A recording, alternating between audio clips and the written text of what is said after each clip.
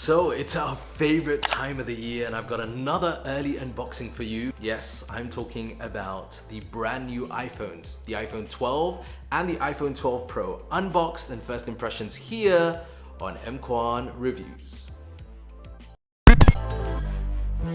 Right guys, so here they are, the boxes for both the iPhone 12, which is in the white box, and the iPhone 12 Pro, which you can see in this black box. Both of these are similar in terms of what you're going to get inside, but they're very different from previous years because both boxes are substantially smaller, and you can actually tell that when you are handling them in your hands. To begin with, we get the iPhones themselves, the iPhone 12 in this beautiful Pacific blue color, and then the iPhone 12 Pro in this white color, which I really think looks very, very nice. And then down below, we're gonna get inside the USB-C to Lightning cable. There's no power brick included this year. And as well as that, we get actually less in terms of paperwork as well. So we get the SIM ejector tool, warranty information. We also get just a single Apple sticker. So no double Apple stickers this year. And that is it. There is no charger, as I mentioned in the box, and there is no EarPod either. Apple want you to use what you have existing lying around, or the options are to purchase additional ones. So let's take a closer look around both of these devices. We'll start off with the iPhone 12 because the iPhone 12 has this all new industrial design and styling. It's got this flat edge design where the glass on the front and the back is completely flush with the center, which is made up of this aerospace grade aluminium. Now this year's color, the star color if you like, is this Pacific blue, and it matches very, very closely with this year's Apple Watch Series 6 in blue as well. And I put them side by side just to give you an idea of how those colors compare.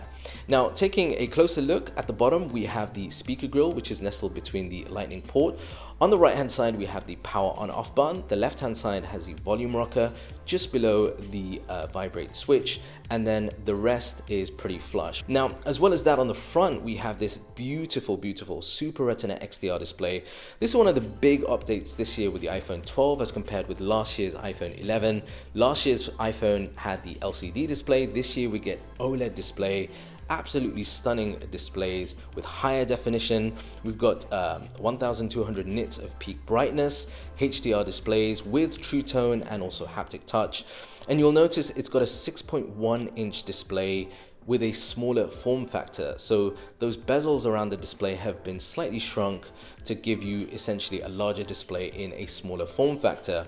Now let's talk about the iPhone 12 Pro because again, very similar in look and style to the iPhone 12, but there are some differences. So you'll notice it still has that flat edge design, that industrial look to it, but this time the glass on the front and back is flush against a stainless steel band. Now, the inclusion of stainless steel band here looks and feels a bit more premium over the iPhone 12. It certainly feels a little more heavier in the hand than the iPhone 12. And there's also a PVD process to that stainless steel for the different colors.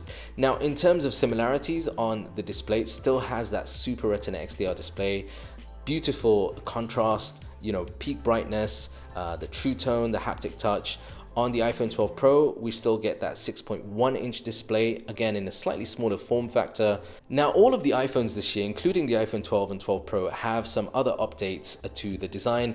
To begin with, all of them are IP68 water resistant, so you're getting 6 meters for up to 30 minutes. All of them also have the ceramic shield on that front Super Retina XDR display. That basically gives you better drop performance, what Apple is saying 4 times better drop performance. Now, my first impressions with that display is that it's an absolutely stunning display. I think consuming media on this is going to be such a joy. YouTube videos, browsing through your images, videos is going to be really, really nice on that Super Retina XDR display. And it's nice this year because it feels like a major upgrade on the display front between the iPhone 12 and last year's iPhone 11. Now, one of the other big updates this year is the inclusion of 5G, which you'll find in the iPhone 12 and 12 Pro. That means much faster downloads and upload speeds, and you're also going to get broad 5G coverage with the iPhones as well. By default, smart data mode is turned on, so when you don't need 5G speeds, you'll be able to switch to LTE, and that's going to essentially save you on battery life. Now, another similarity in both the iPhone 12 and 12 Pro, in fact, across the iPhone range this year, is the inclusion of the A14 Bionic chipset. So this is Apple's fastest chip in one of their iPhones. It's built on the 5nm process technology, and you're gonna get super fast performance when it comes to day-to-day activity with iOS 14, along with all of the graphic intensive, whether it's gaming, video editing, all of that should perform really well on both the iPhone 12 and the iPhone 12 Pro. Now let's take a moment to talk about the all-important camera updates, because both of the iPhone 12 and the 12 Pro have updated cameras. We get a new dual camera system on the iPhone 12, including a wide camera with a new f1.6 aperture, and that also includes a 7-element lens, which is going to be better in low light performance. We have OIS, so that means smooth night mode shots, and also steady video. We still get the ultra wide camera, so that gives you that 120-degree field of view. Right, so here's a quick test of 4K at 60 frames per second. This is what it looks like on the iPhone 12. Let me know in the comment section down below what you think. It's coming up to just before sunset, and the sky looks absolutely stunning.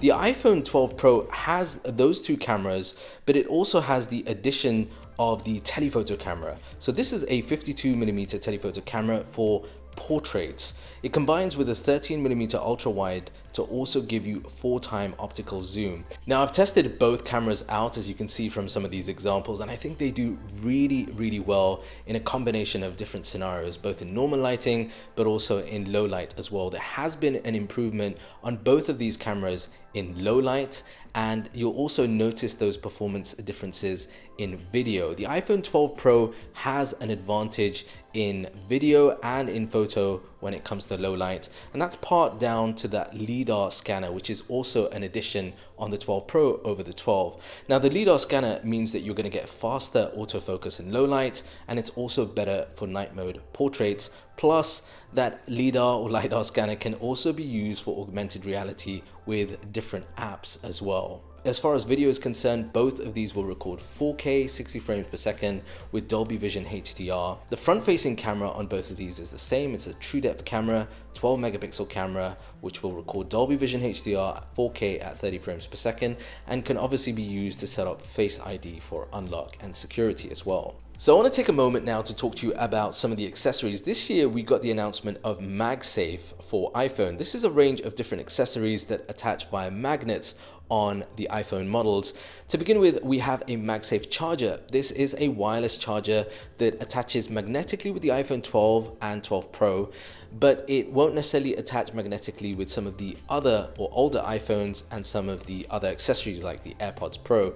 This doesn't come with a power brick. This is something that you have to purchase separately. It works with the 20-watt power adapter from Apple, and it will give you 15 watts of wireless charging with this year's iPhone 12 models, but 7.5 watts of wireless charging with the older iPhones. Now, there are also other MagSafe accessories, including cases and wallets.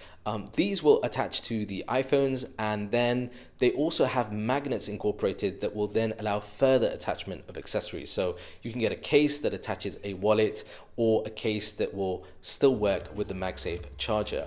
And there they are, the iPhone 12 and the iPhone 12 Pro. Let me know in the comment section down below what you think of this year's iPhone 12 devices, and if you're planning on picking one of these up. Plus, if you're new around here, be sure to smash that subscribe button so that you can see the full reviews when they go live, and maybe even another early unboxing for the iPhone 12 Pro Max and the iPhone 12 mini coming later on here on my YouTube channel. And if you're not already doing so, follow me over on my IG, Instagram, where you can see daily updates, plus you can DM me any questions you might have about these devices. That's a wrap from me. I will see you in the next video here on M Kwan Reviews. Please stay safe, peace and blessings.